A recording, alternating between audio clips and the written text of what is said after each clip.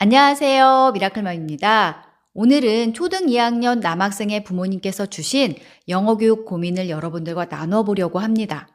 오늘 주인공은 기존 영어 노출 이력이 전혀 없는 상태에서 얼마 전 영어 학원을 다니기 시작했다고 합니다. 학원에서 파닉스 교재로 학습을 하고 매일 단어 시험을 보고 있는데요. 아이가 많이 힘들어해서 이렇게 파닉스를 학습하고 단어를 암기하며 영어를 시작하는 게 옳은 방법인지, 그리고 파닉스를 학습해야만 영어책 읽기가 가능한지 고민이라는 질문을 주셨습니다. 아이들이 처음 영어 학원에 가면 많이 시작하는 게 파닉스 학습인데요.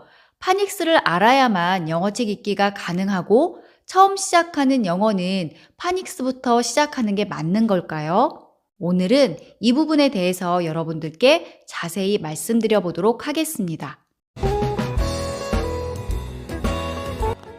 파닉스는 영어의 단어가 가진 소리와 발음을 배우는 학습 방법으로 원래는 영어권의 아이들이 문자를 배울 때 사용하는 방법입니다. 영어를 모국어로 하는 영어권의 아이들은 이미 많은 영어 소리를 듣고 영어로 말을 할 수 있습니다.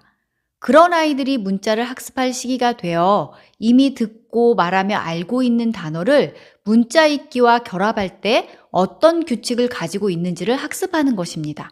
하지만 영어가 모국어가 아닌 국내에서는 영어를 처음 시작하는 아이들을 대상으로 파닉스를 학습시키는 경우가 대부분입니다. 이렇다 보니 오늘 주인공처럼 영어 듣기가 전혀 안 된 아이들은 영어 소리와 문자를 파닉스 규칙으로 암기하며 학습해야 하고, 이렇게 시작한 영어는 흥미로운 언어가 아닌 머리 아프게 공부하고 단어 시험 대상이 되어버리는 것입니다. 영어 파닉스는 한글 문자와 달리 파닉스 규칙을 알고 있어도 모든 영어 단어를 읽을 수 있는 게 아닙니다. 또한 파닉스 규칙을 암기했다고 영어책이 술술 읽히고 책 읽기 재미를 느낄 수 있는 것도 아닙니다. 파닉스를 알고 있으면 책 읽기가 조금 덜 낯설게 느껴질 수 있을 것입니다. 쉬운 단어나 리더스를 읽으며 자신감을 가질 수 있습니다.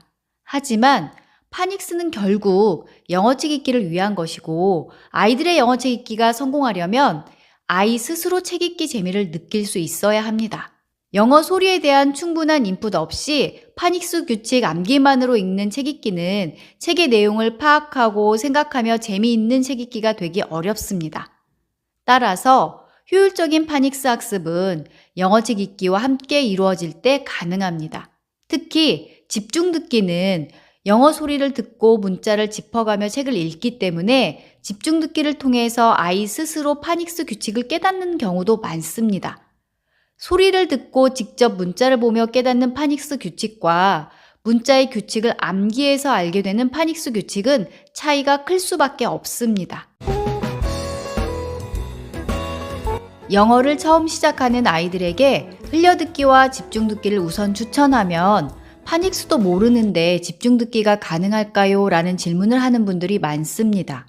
영어는 리듬 언어이고 아이들이 처음 읽기를 배우는 초기 리더스들은 리듬 언어인 영어의 특징을 활용해서 운율이나 반복 패턴으로 구성된 책들이 대부분입니다. 따라서 파닉스를 몰라도 리듬감 있는 영어 소리를 듣고 문장을 짚어가며 충분히 집중 듣기를 할 수 있습니다. 또한 초기 리더스들의 경우 특정 단어나 문장의 의미를 파악하지 못해도 내용 유추가 가능하도록 재미있는 그림과 함께 구성되어 있어서 파닉스 규칙을 몰라도 충분히 내용을 파악하며 책 읽기를 할 수 있습니다.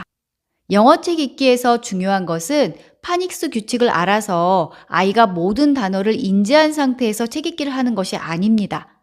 아이가 책을 읽으며 내용을 파악하고 스토리의 재미를 느끼는 것이 중요합니다.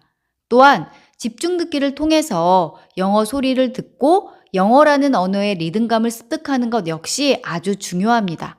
즉, 아이들은 집중 듣기를 통해 문자와 소리를 매칭시키며 파닉스 규칙을 알아가는 것뿐만 아니라 책의 내용을 파악하며 스토리 재미를 알아가고 소리를 들으며 영어의 리듬감을 느낄 때 영어를 언어로 받아들이고 책 읽기 재미를 느낄 수 있습니다. 그렇다면 집중 듣기만으로 모든 파닉스 규칙을 파악할 수 있고 파닉스 학습은 따로 하지 않아도 될까요?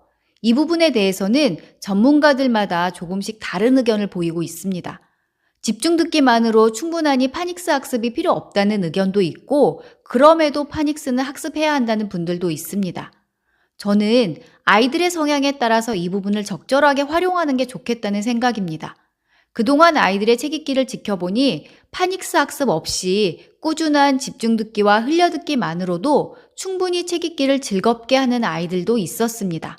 하지만 정확한 파닉스 규칙을 파악하지 못해 단어를 정확히 읽지 못하면 스스로 스트레스를 받는 아이들도 있습니다. 아이 성향에 따라 다른데 이런 아이들은 듣기와 쉬운 리더스 읽기가 어느 정도 진행되었을 때 파닉스를 한번 정리해주면 훨씬 쉽게 파닉스 규칙을 습득하고 책 읽기도 더 수월하게 해나갈 수 있습니다.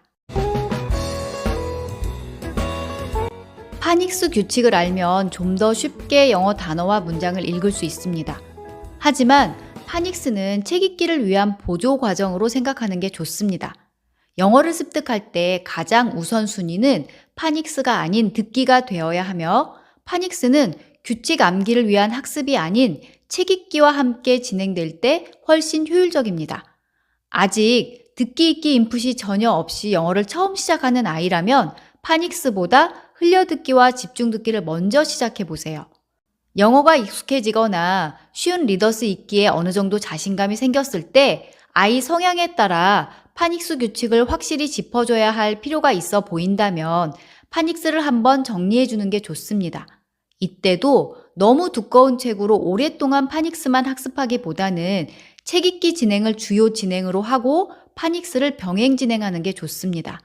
영어 책 읽기에서 가장 중요한 것은 아이가 스스로 책 읽기 재미를 느끼는 것이고 파닉스 진행은 아이의 책 읽기를 도와주는 진행이 될 때 더 효율적인 진행이 될 수 있습니다.